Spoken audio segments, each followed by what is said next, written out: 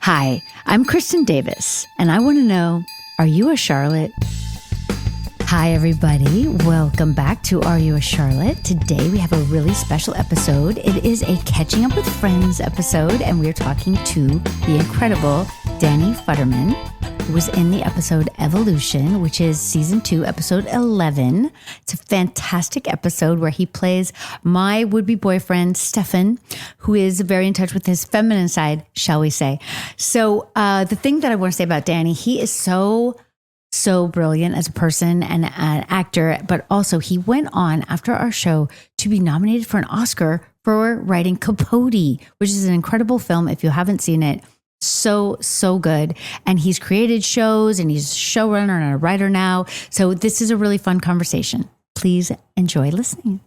Hi, how are you? I'm good. It's great to see you. Are you good? It's so great to see you. And you look just the same.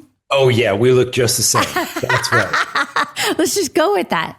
We look great, but we don't look the same. Okay, fair enough. To me, you look the same because I literally just watched the episode, right? Which is so crazy. I just watched it too, but I didn't have the separate thought. I was like, I am so young. Like, who would kiss really that child? Oh, well, I think I was equally young looking, right? Like, but also it is kind of like, to me, I feel the same, inside. So like I have that very weird dichotomy of like, I look so young, but I remember it like it was yesterday in a way, Yeah, I remember a lot of it. I don't remember all of it. No, I didn't remember all of what's on camera, right? Yes, exactly. Like you have kind of like a filter in your memory of like the good parts for like as an actor or whatever. Right? Yep. First of all, let me back up. I know you're working. That's the other thing I want to talk about. Yeah, I am working, as a writer, like trying to get stuff going, Yeah. I'm so impressed. That makes, well, thanks. Sometimes I am. Sometimes I'm just deeply disappointed. Well, I mean, that's our business, isn't it? Right? Like it's always going to be one with the other. There's never just glory, right? That's right. And look, I should say at the top of this, I'm sorry. I don't know how you feel about the fact that you guys aren't continuing. Oh, very upset. I'm very upset. I'm very upset and confused. And thank you for saying you're sorry because, we've all been through so many different things, right, in our careers. And you've been nominated for an Oscar, like since you were on Sex and the City, which was really kind of like somewhat early in your career, though I remember at the time that I thought, you'd been on Broadway with Cynthia and Angels in America. And, you were a big deal to us at the time. And then you became an even greater deal in terms of your multifaceted career. Okay. All right. You got to rewind a second. They made an audition for this. So I was getting some offers for stuff, not a lot, but I was like, I'm going to go out to Queens to audition for like a 1 episode thing. Seriously? But I was going to do it. Shame on them. Well, I'm glad you did it. Thank God. Thank God. I mean, look, auditioning, I think, is always much a nightmare. So I'm not good at it at all. But I have enjoyed, because we all remember our first trip to Queens as well and being like, where are we? What is happening? What is the show? And whenever I talk to people and they tell me their funny audition stories about how either they refused to go and they missed out on one role and then they come back or whatever it is, and then they had to get out there and they were like, wow. It's a very enjoyable part of it all for me because I remember that all so vividly too. But it's funny because I know that at that point, I feel like one of the things we were trying to do that Cynthia was really a big part of was trying to get great theater actors because we had access, to all the great theater actors. And here we are in Manhattan. There was Law and Order and there was us. You know what I mean? Yeah. Well, it was like, it was one of those godsends. There were not that many shows, right, that were shooting in New York. And I don't know how many times I auditioned for Law and Order and I never got on Law and Order. Like I cried, I got angry, my child was kidnapped, like whatever it was. Oh my God. I was a stalker, like whatever it was. And I never got on that show. That's like crazy. One New York actor who's never been on that show. Oh my God. Me neither, but I'm not totally a New York actor. Well, you but were me busy. Neither. I was in fact busy. Yes, it's true. Go ahead. So when you went out to see our guys, did you have to go more than once?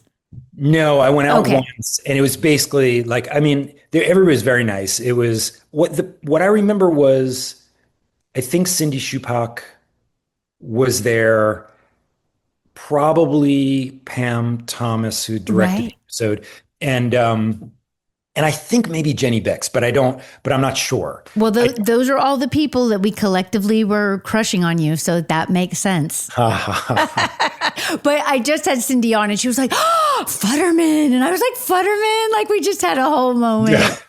Yeah, okay, okay.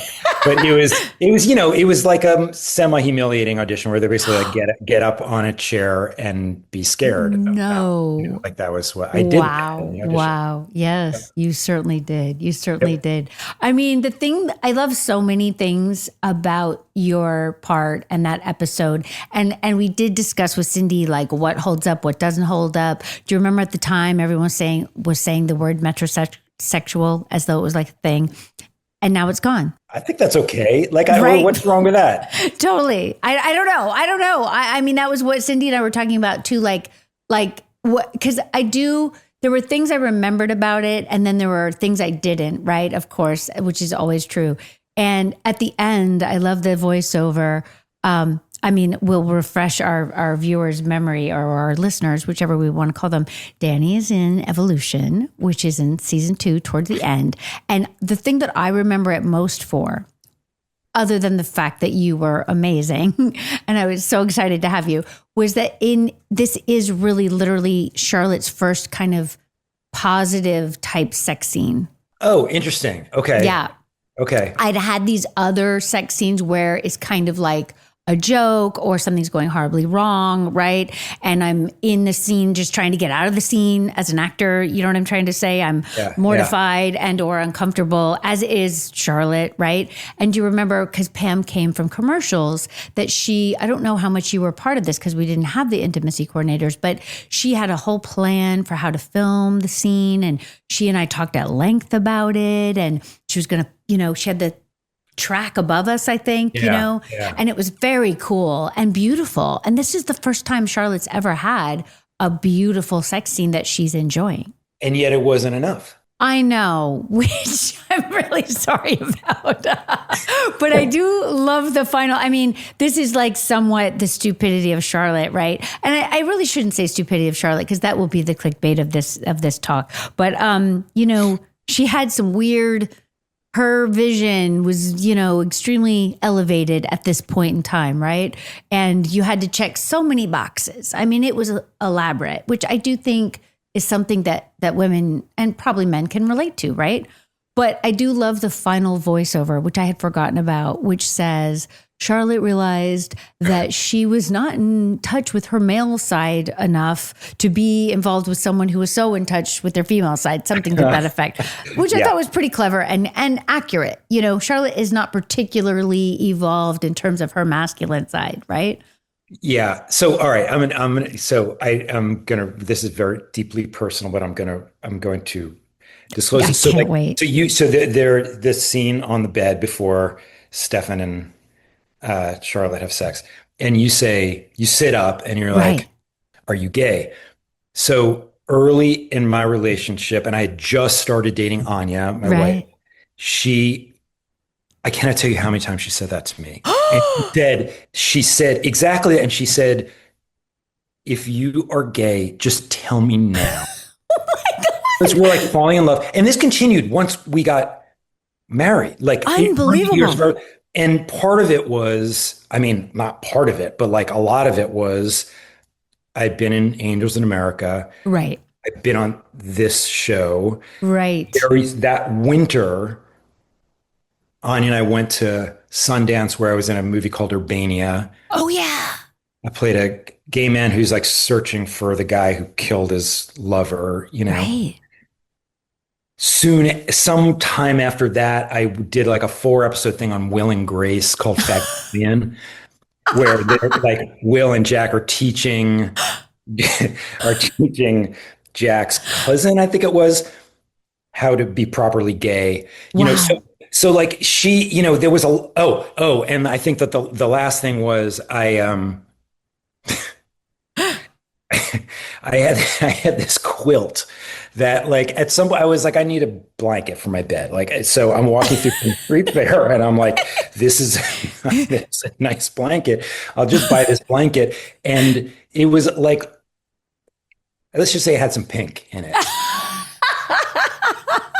This is so good. Yeah, it was like the first place where, we were Of together, course. whatever. And at some point she was just like, why are you gay? Why do you have this blanket?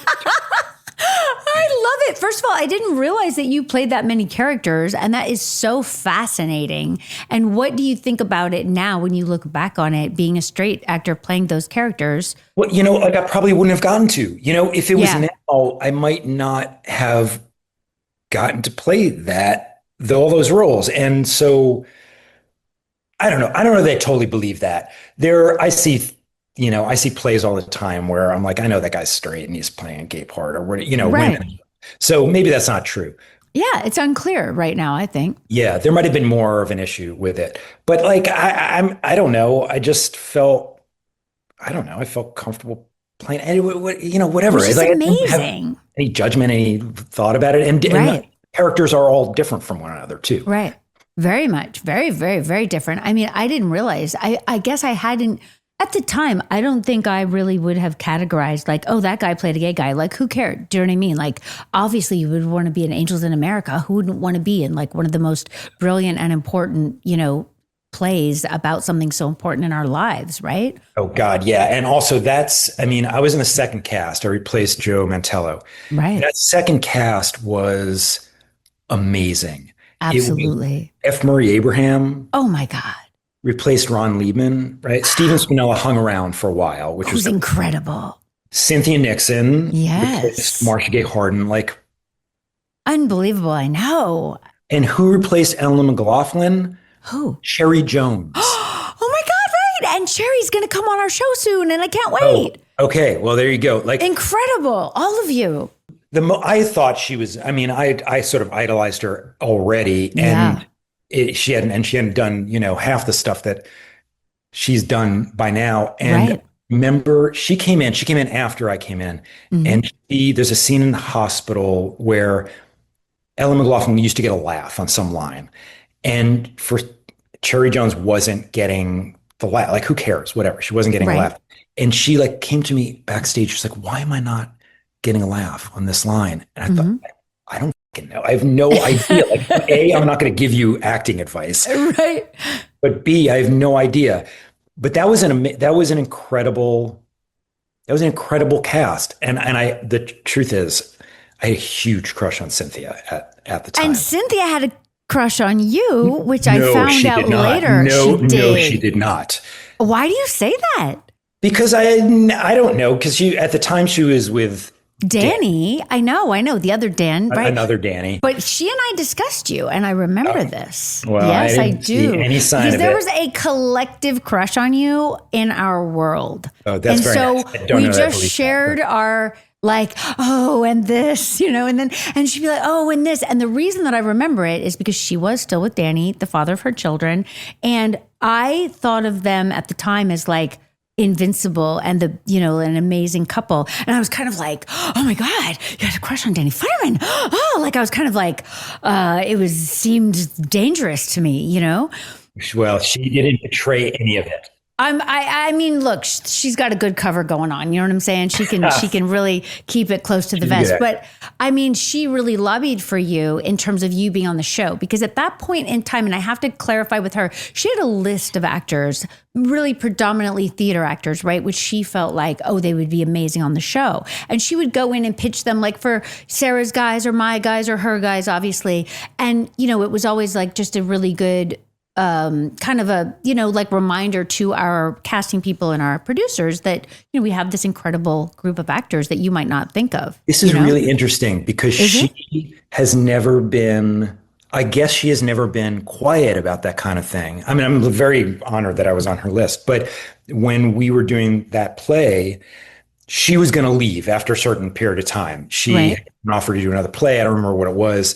And I think what the story I heard is that she told George Wolfe, Right. director, that if because Steven Spinella was going to leave by this point, that if he hired John Cameron Mitchell to replace Steven, she would stay.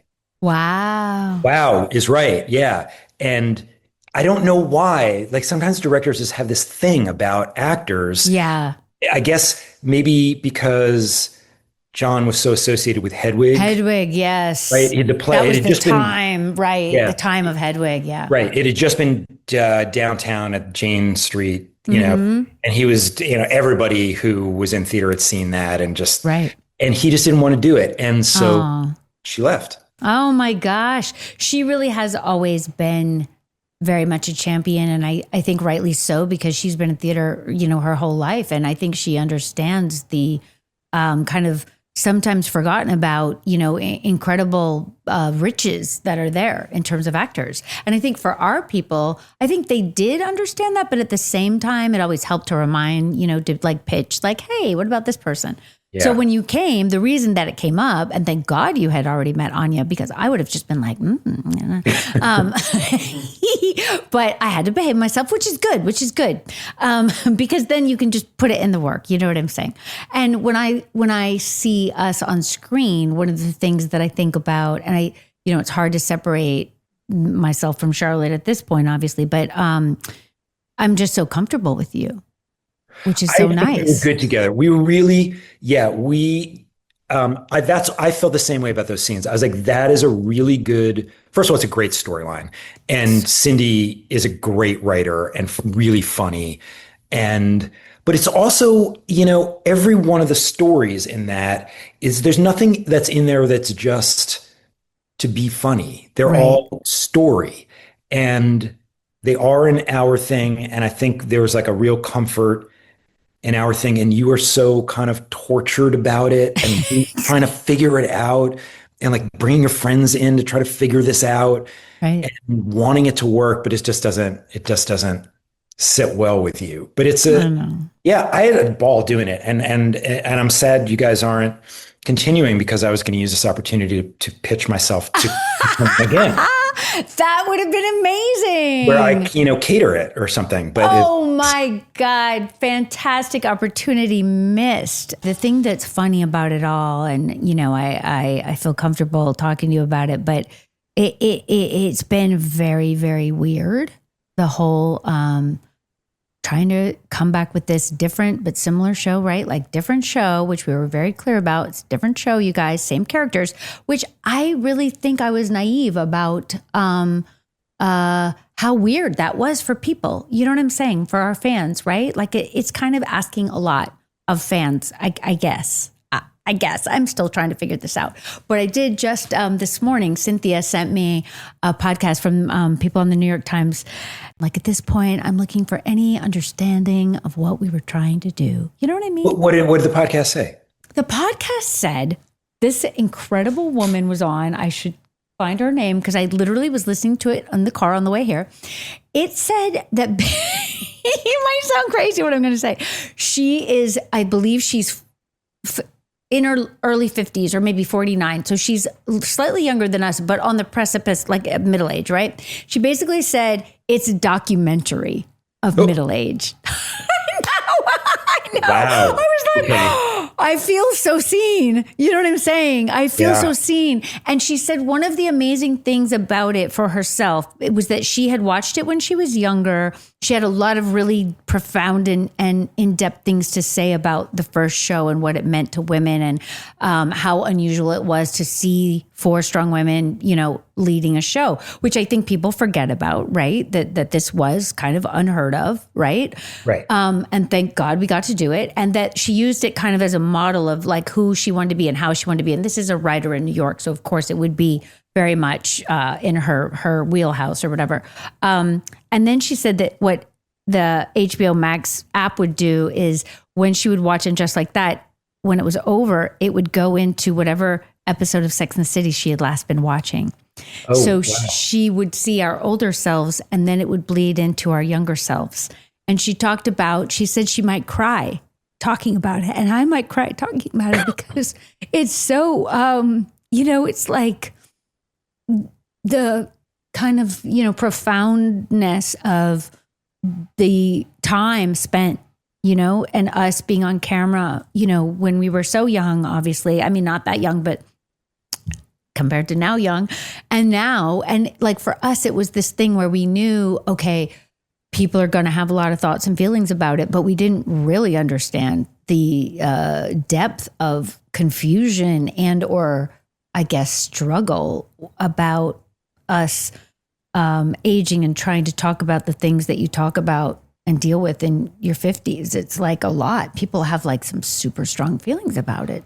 Yeah, I guess. I don't know. I don't know what people's reaction was, but for you, I mean, I'm much more interested in your reaction to it. Thank It's you. obviously That's emotional and meaningful. I mean, you guys, it's not only that you guys were playing these roles that meant a lot to people, still do, and a whole other generation of people, but you also, it's like a snapshot of your life where you're forming these in really important friendships with people. Absolutely.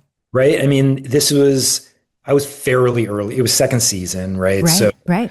in terms of the entirety of the show. So you guys are probably just becoming really close to one another. Absolutely. And seeing that and seeing yourselves and remembering all those feelings has got to, have a profound impact. I know just watching the show, I was very aware that was a very formative year for me, and all of that stuff kind of came up watching the episode. You remember like meeting Anya, your wife, and what you were doing? Oh my God. I had met her. I don't remember when we filmed, sometime in the spring, I think. Definitely. Yes. Cause it's towards the end of the second season and we would go back in February. So it was probably like the best part of the June. spring. Yeah. Maybe May or June, something like that. Mm-hmm. And that previous, September, October, I had shot, I was a guest on Homicide, and that was what Anya was writing for. Oh, I forgot this. That's when that's when I met her, and I remember, and I had been engaged to somebody, and but I think we were both pretty unhappy. It just wasn't. Been together like 4.5 years and kind of like, what are we doing? What are we doing? Got engaged, not the right decision. Interesting. I don't remember that. Yeah. Lesson for all the younger people listening to this. Yeah. If it's been 4.5 years and you still don't know, maybe you shouldn't be doing this, right? Good advice. Good advice. I had read the script that Anya had written. And then I remember very, very clearly walking out of my little cubby trail, like you get your guest, you get its tiny little cubicle. Yes. And walking out and being told, oh, that's the writer, and thinking, that's the person I should be engaged to. Wow. A little unfair. She's beautiful, but also she had written a great script. It was like a little unfair. It wasn't just like I had read something that she had written that was meaningful to her. So I knew something about her, but I really did have that thought. That's amazing. That's amazing. Yeah. We have an episode a couple times ago about love at first sight. And I say, yes, I have experienced love at first sight. It did not work out for me, which is the sad part, but I have experienced it and it was a great experience. But I love to hear that you experienced it and it worked out. And can I add that I lent my house to you guys? I feel like I'm invested, like I'm part of it. Are you still in that same house or no? No, I sold that house. Okay, so you did an incredibly kind thing for me because I was going out to LA. I did not live there, and I was going to be on a regular on a show on Judging Amy with Amy. Oh, yeah. I forgot that was the show. Oh my gosh, amazing. And you really kindly said, I'm not going to be there in the spring. Do you want to stay there? Because you're probably shooting the new season. Exactly, yeah. And I said, that's really great. Yes, I would love to. And it was gorgeous. It's such a gorgeous house. And thank you. And then it was like, I didn't even tell you. Oh, by the way, Anya's going to be staying with Well, you don't have to tell me. Can I say who you were dating at the time? Who is it? Whisper. No, I'm not going to whisper it. I'll just, he's okay with it. I actually just saw him at the homicide reunion, which I went to. Okay, then you can talk about it. Yes. If he's okay, then please talk about it. He's great. I said to him, I think that was the last time I saw him. I think it might have been the last time I saw you. Oh my God. You remember what happened? You walked in the house with him and you had left me a message saying, hey, I'm going to be home this weekend. And Anya and I were like, I think we were in bed. We were not like having sex in bed, but I think we were in bed. I don't remember this. Oh my God. And you were like, oh, you were so nice. Though I can't imagine what was going on inside. You're like, oh, no. It's okay. Don't worry about it. I didn't even think I had a cell phone at the time. So like, I didn't listen to my messages. Oh, I love it. You were so nice. And you were like, we're going to go stay in a hotel. It's totally fine. And you left with Reed Diamond. Reed Diamond is who it was. I did date Reed Diamond. I do not remember walking in the house and you not knowing that I was coming. I remember that I said to you, go stay in my house, because also I had, like, for me, the success of the show, obviously unexpected. You never think these things are going to succeed. Right. You know how it is. And so I had bought this house, I feel like after the pilot, before the show. And I remember going to the show and Sarah Jessica saying, like, are you crazy? And I was like, it's going great. Why shouldn't I buy this house? Like, weirdly, Pollyanna, right? Yeah. But it was a really special, like, I called it my tree house. It was like up in the canyon and amazing. It was right. Amazing. Thank you so much. I loved it. Not everyone loved it. I had a terrible time selling it, but I did sell it eventually because I needed a bigger house for the kids. Right. Because it was kind of a tree house. It wasn't necessarily like a huge house. It was just special, I thought. And big enough for family in case, just if you're not worried about them falling off of the balcony. 100%. It was not the safest house for little children. I did have my one child there and I just policed her, like super. Sure, yeah. But then, yes, we got a bit more of a flatter house, not so far up. But I had guilt about that house, right? Like, it was so weird to own a house. I had never owned a house. So I was always feeling like, oh, does someone need a house? Like, please stay in my house if I liked you, obviously. Do you know what I mean? And for you guys, you didn't have to tell me anything about what you were doing as long as you weren't like, having the police called or whatever. Do you know what I'm saying? And I remember thinking that Anya was so cool. Like, I was like, oh, thank God he's with an awesome woman since he's not with me. And I guess I was with Reed. Like that. I felt like I pulled such a dick move and was like, sure. Oh my God. You're a grown up. No, I just remember, like, for me, it made me so happy that you were staying there, right? Because I had my little secret crush on you. Apparently I was dating Reed, so I really shouldn't have been having a crush on you. I can never remember things linearly. You know what I'm saying? Oh yeah. And if there are a lot of them, then, it's very, very difficult. A lot of boyfriends? I don't know. There aren't that many boyfriends because the schedule was such that it was really pretty much impossible to survive, which I don't know if Reed mentioned was like basically the problem with what happened there. I mean, I'm sure other problems. He's happily married now. Thank God. Good for him. But, we were dating into the third season, and the third season. Yeah. He hung in there for a while. And the third season, I remember the first week that we went back to work was 100-hour week. Oh God. Yeah. And here I'm dating at the time an unemployed actor. I mean, what hell must he have been in, Yeah. And both, I can never see you and stop complaining you're working. Yes, exactly. Yeah, because Homicide had just gotten canceled stupidly. Yep. That's why Anya was able to come out. Yeah. Right. And it's so sad. That was like an incredible show in all the ways. I had forgotten all of that. Oh my God, I love it. And so they just had a Homicide reunion? There was like a 30th reunion of when it started, maybe. Wow. Yeah. Wow. Love it. Homicide Life on the Street, you guys. Look it up. Yeah, it was a really groundbreaking show. I mean, it was really like an HBO show, but it was on NBC. Absolutely true. And that cat, I mean, it was incredible. Yeah, Tom Fontana who is a creator of it,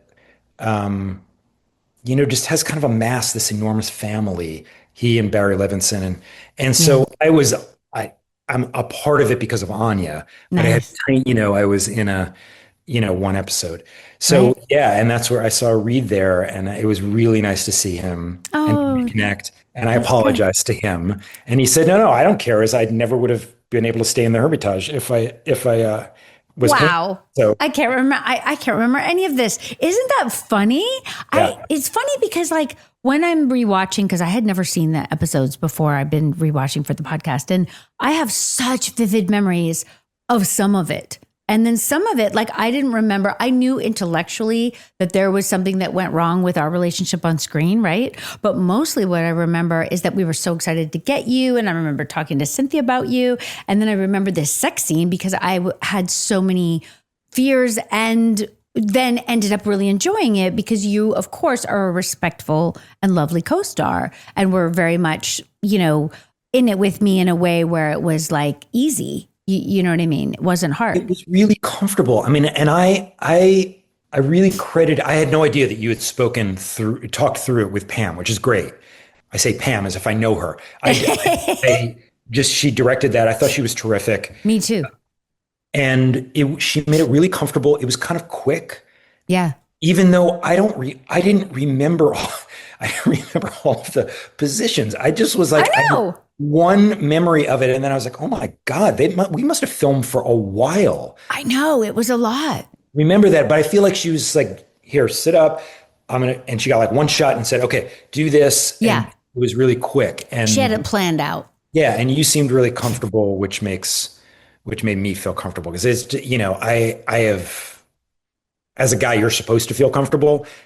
That's sort of what but you seem totally fine. So that made I'm so glad. I think that's because it was you and because she did really include me. And because I did love the story. Like it was a very different type of story for Charlotte than compared to what she had been having. And I credit Cindy and the writing, with that as well. And then casting you, it was like one of my most, because in my mind, first season, second season, were kind of a wash in a weird way in terms of like storylines, because I think we were just trying to find ourselves in a lot of ways. When I look back now that I'm rewatching, a lot of the episodes are so incredibly good, so much better than what I remembered. But in my mind, this one was up at the tippy top in terms of enjoyment factor, in terms of like a beginning, middle, and an end of a storyline for Charlotte, which kind of took a while for those to get going. I mean, look, I'm biased, but I think you had a great storyline. But all the storylines work, right? Exactly. It's not always the case in every show, right? Some of them hard. Don't, but I think all of them worked in this one. Yeah. And then because I'm lazy, I'm like, I watched it, and then it's like 10, 9, 8. The next one's going to start, and I'm like, I don't feel like reaching for the remote. Let's watch it, and the next one's good too. And it was interesting to see Sarah Jessica Parker do something totally different, which was and it reminds you like, oh, she's a really good actor. Because a lot of it's kind of light in but she was really fucking pissed at Mr. Big for, moving and she gets really angry. Yeah, I remember this. Yeah. It's good. And so it was kind of nice to see. Here, I'm curious about this actually. Sure. Not the one thing, but among the things I thought watching it was, for instance, we're walking down the street. I think it's the first time you meet my character, right? We're walking down the street. I have my glasses. Exactly. Yes. Yeah.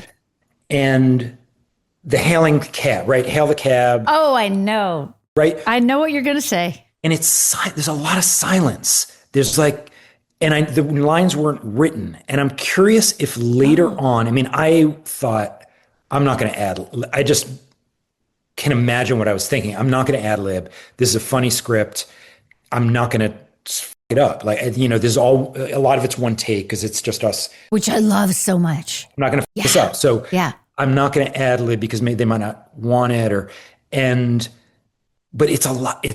There's a lot of gaping holes in it, even though it's edited to fit together.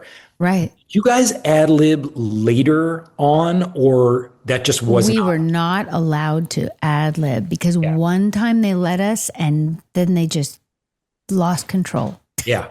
Yep. I bet. No. I bet. And you know how tightly Michael Patrick writes, right? Like his comedy is very, like the rhythm is really kind of fast and it's very tight, right? At least the first show. And I think what happened when I watched it, I was also confused in that scene. First of all, I just love a oneer. I'm like, oh my God, the days of a oneer. Oh God, I love it so much. And we just kind of lost that somewhere along the way. And I think some of it was because we couldn't afford other things back then, right? But also just as an actor, the joy of walking down a New York City street in a oneer is just, so special. So I also, like, you know, when I go to hail the cab and I'm supposedly showing my leg, which I absolutely do not do. Like, what on earth? Yeah. Do you know what I mean? I'm like, okay, that's really funny and weird. I hate my legs, which I know. And I'm sure, you know, Pat also was not always a fan of my legs. So, no, for real. Don't even get me started. Yeah, not so much. So I thought about that watching it because also there's a long silence there where you're like, what's happening? Exactly. Like, yeah. I mean, there are two cars coming in. Like I get it's not part of the one shot anymore. There's coverage there because the cars have to come in. Right. But it's weird. It's weird. This is weird. What I think it is also. First of all, I think it's the oneer and trying to cut together, right? But I also think because we still had the voiceover, there would have to be weird times and scenes where you weren't talking, but you're still acting because she's going to connect it with the voiceover. But what they did do, and I would have to ask Cindy specifically about this episode, they would sometimes change the voiceover later. Oh, yeah. Okay. So that could have been that there was supposed to be more voiceover, but then they changed it once they saw our performance. That's interesting because there are kind of no lines after I kiss you. Right. And it's like total silence as if I'm waiting for a reaction and there's no conversation you get. No, right. It's odd, but it's also, I thought it was so great because I couldn't remember either. I was like, oh my God, what's happening? But also you kiss me so well, you know, like it's so good. But it doesn't, it's sort of the end of it. And then it's like, okay, silence. Definitely. And I don't say bye or anything. Close the door. But then they cut to me and I touch my glasses, which I'm pretty sure Pam told me to do because it doesn't even look like I really want to touch my glasses. It looks like I just want to stare at you. But I touch my glasses because someone told me to. But I think it was also, I would say, budget stuff, right? Because like, I think that Pam had this very visual plan. She had storyboards, I remember, and like none of our directors had storyboards. Like that was a shock. Like what? It's well oh my God. Plotted. No, it's a really it's well shot show. Right. And I think for her, she was trying to get her visual plan in order and yet afford it. Right. Yeah. Which is always a struggle, as you know. Is there anything else that you remember about the time and like, what did people say to you after the show? Oh, I remember my friend Craig thought I had totally stolen his personality and that I was playing him. That's funny. I was like, hey, Craig, I have a lot of gay friends, but also, no, I'm just playing the part. But he, to this day, feels like I was. And this is a sort of, I get recognized from this part. See, sometimes. You do look the same. That's See? Funny. I love that. It does become more and more of a compliment if I get recognized. Nice. And because I don't act anymore, you know, so I don't. So wait, you don't act at all? I mean, I would act in something maybe if it came up, but I wouldn't go to Queens and audition for it. Got it. And I don't know that I feel totally, I'm not sure if I would feel totally comfortable. I would see, maybe I would. I haven't done it in a while. So you're just writing and like show running and or producing and or directing? Not directing. Okay. So you're producing, creating, writing. Right. Yeah. Amazing. Sometimes with Anya, sometimes on my own. I'm doing something now with another friend of mine. So yeah. So if I get recognized, it's from a while ago and I definitely take it as a compliment now. Yeah. Right. Because that's 25 years ago or more. It's amazing. Yeah, absolutely. And then I try to, you know, there are times when, because it doesn't happen very often because it is so long ago, but there are a few things that I might get recognized from. And if I do, I try to guess what it is. I'm like in my mind trying to guess what it is. Yeah. The birdcage. Right. Yeah. That's because that's continue in a way that this has too. That's like, that is still something that I thought that would not have aged well.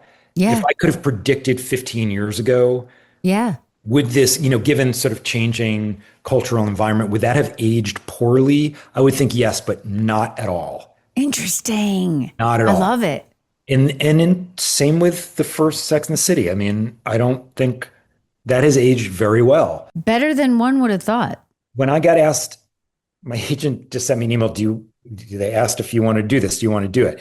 And at first I was like a little nervous about it. I was like, should Oh, I do this? I'm not sure. And I mentioned it.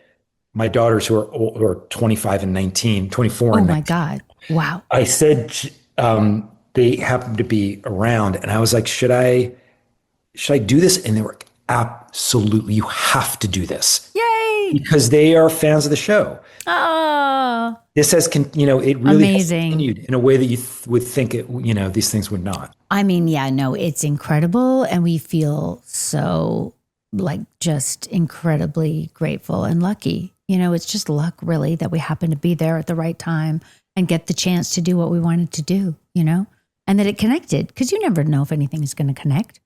It's true. And that you continue to have these great writers that stayed with the show. Absolutely. Absolutely. That's a hard thing in our business. Yes, it is. People leave Yeah. to do other things. And what I guess, not sure how long Cindy Shubeck stuck around. Was she there for I the think she whole stayed run? till the end. Yeah. I mean, That's both amazing. Cindy and Jenny got big deals to go off and do their own thing. But I feel, and I'd have to double check if she was there to the bitter end, you know what I'm saying? But like definitely the final season, she was there. Yeah. And then they went off and did their own things. But I mean, we still see them, which is just such a joy. Yeah, no, that's really me.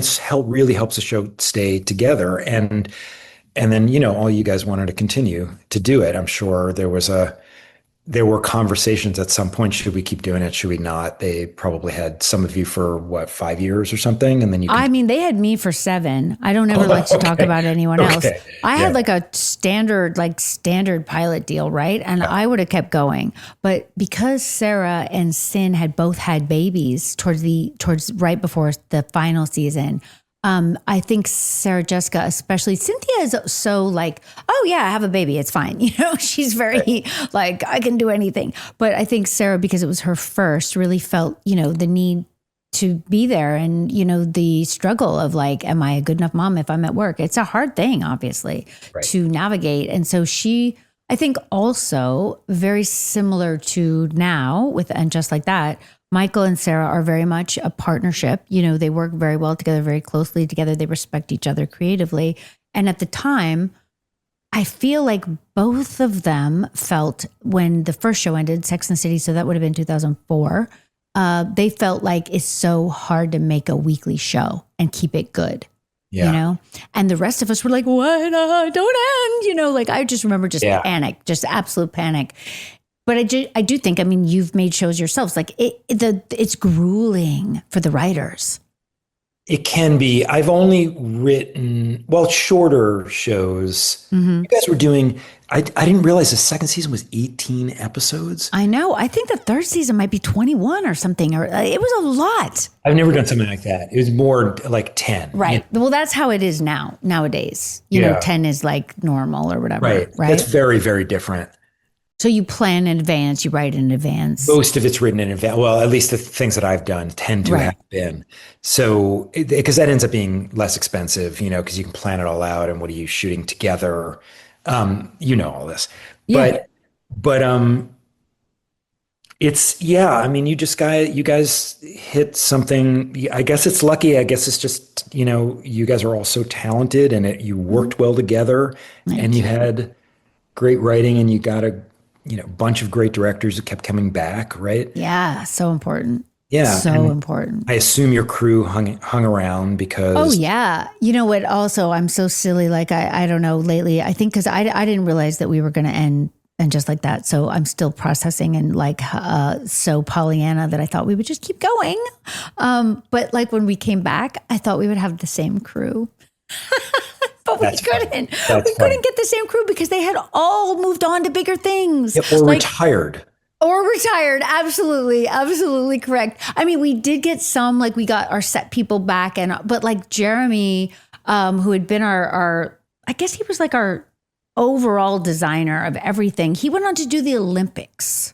Like, you know what I'm saying? Yeah. Like insane things. And then I saw some behind the scenes pictures the other day, and our focus puller, Joe Collins, is now like a big deal DP, like huge and/or director. You know what I'm saying? Like, as he should be, right? So I'm thrilled for them. But I remember when we got to it, and just like that, I was like, these people are all so young. Oh my gosh. But that's how it should be, right? Like new people coming up, and they were incredible on their own. So, but I remember just like, wait, where are the other people?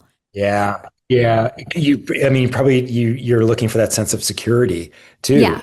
Yeah. Yeah. Yeah. And in my mind, it would, because we were the same, right? With some new additions, obviously, but we were together. And so I just kind of in my mind assumed that the larger picture would be the same, but the world has changed. I mean, it was such a different environment to go back to work. And that was when we went back to work, it was just right after COVID. So it was really, early days, like the masks and all the stuff, you know what I mean? It was Right. Yeah. That was a bummer. How did you feel integrating the new characters into the I show? loved it. I Yeah. loved it so much because they are just incredible people and incredible characters, and it made it exciting for us. I mean, I guess apparently that was part of what people didn't like. I don't know. I don't even know why I'm trying to figure out people because it's Don't try to confusing. figure it out. I know. Can I tell you my issue? My issue, I used to really try to protect myself from, media and critics and whatever. But because of the podcast, I'm more kind of in it. You know what I'm trying to say? Like I look at more stuff. My phone knows that I'm always talking about Sex in the City, so it's always showing me stuff annoyingly. So it's just I'm more in the world of it all than I used to be. I used to just feel like I know what it is inside me. You know what I'm saying? I know what I wanted to do. I know what we did. I know what we meant to do, and I still do feel that, especially with And Just Like That. Like I know what we were making. I don't know what people were necessarily seeing when they watched it, but I think like that's how our business is, right? People are projecting all kind of things of their own and their own expectations and or desires and or disappointments or whatever it is. They have such strong feelings. And so when I can be calm about it, I know that that's a compliment, right? Well, for you guys, people feel so personally about you guys too, but you have that. I mean, in the various shows that I've done, you get praise, that's great. You get slammed, that sucks, but you have no control over it. And it's not as if you tried harder or less hard with either one or Definitely. put less of yourself into the ones that just don't click. Right. It's just part of the territory, but it's painful. It can be really painful, yeah. And it's just been my biggest thing is that it's been very confusing. I'm still confused, and I do not like to be confused. I like to understand things, right? So I am somewhat trying to seek some understanding, and I am getting some. I'm getting some. Cynthia sent me something really helpful today. Cynthia's always there for me, trying to talk calmly and practically to me, which is a great thing because I'm often kind of up in my like fantasy world somewhat. You're also so deeply in it doing this podcast too. So you're revisiting it with, me and somebody else next week. And so that's hard. It's hard to escape. It is hard to Everybody escape. says, "Oh, I'm sorry, you guys aren't on anymore." And Right. so No, but that's nice. That's nice because you're in it and you understand what it's like. I mean, it's better than people going like onward and upward. I'm like, no. I'm not there yet. People, this just happened and I didn't know it was happening. So give me a moment. Yeah. But yeah, I mean, I do love looking back at it though, because I hadn't, like I said, I hadn't looked at it. And I'm just so, it's kind of amazing. I'm just like amazed by it. Because I mean, people will talk to me obviously about it all the time. And like your daughters, like when it came on Netflix and the younger people started watching, I was like, this is amazing. That's why I wanted to do the podcast. Yep. And then the joy of the podcast is getting to talk to people like you and Cindy and also new people who are fans of the show. Like it's fascinating. It's my kind of thing, right? Like to investigate and talk about our memories and also like how the world has changed or not changed. So I do love that part. It's just sometimes hard to incorporate all everybody's thoughts and feelings. You know what I'm Of course, and making the transition from just celebrating, and isn't it incredible we're continuing to, you're mourning it a little bit right now saying? For while you're sure. celebrating. For sure. Danny, let me tell you, it was like suddenly walking into your own funeral when you didn't know it was coming. I mean, it was like we died. At a certain point, I had to be like, okay, I got to stop. I got to put my phone down. My phone is currently ruined for me. I cannot look at Instagram. I cannot see any more pictures of our young selves and the odes. They're lovely odes to the death of our characters, but they didn't die. And I'm here, and I'm fine. I'm good.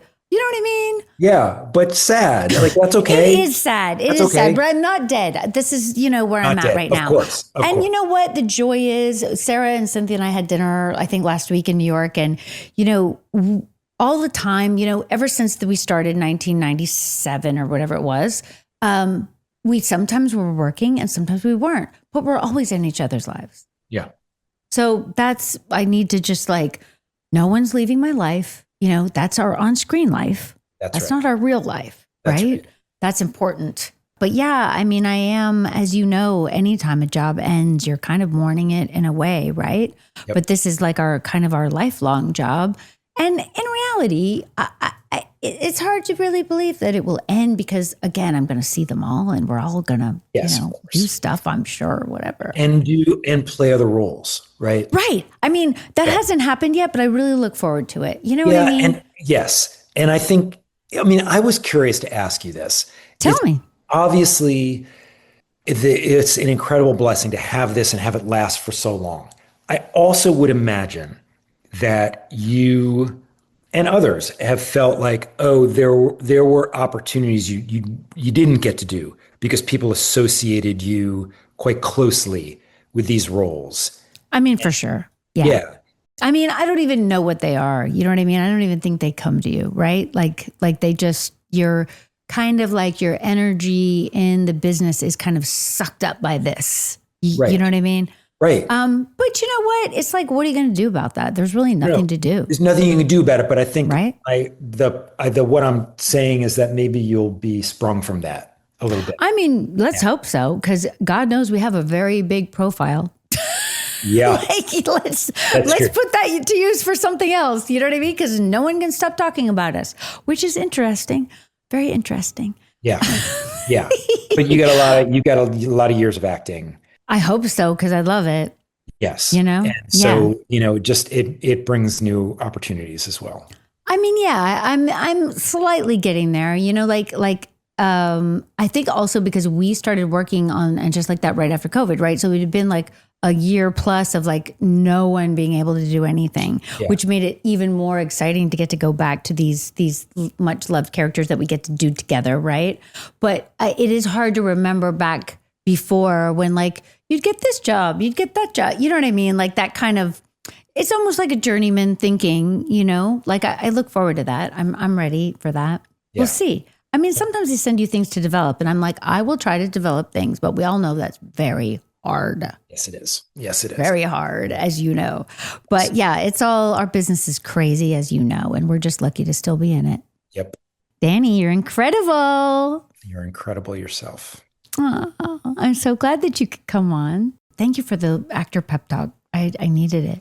Yeah, well, you deserve it. You deserve Thanks. Everything good that's coming to you in the future. Thank you, Danny. You too. Tell Anya hi. I will. And tell your daughters thank you, because I really, really wanted you to come on.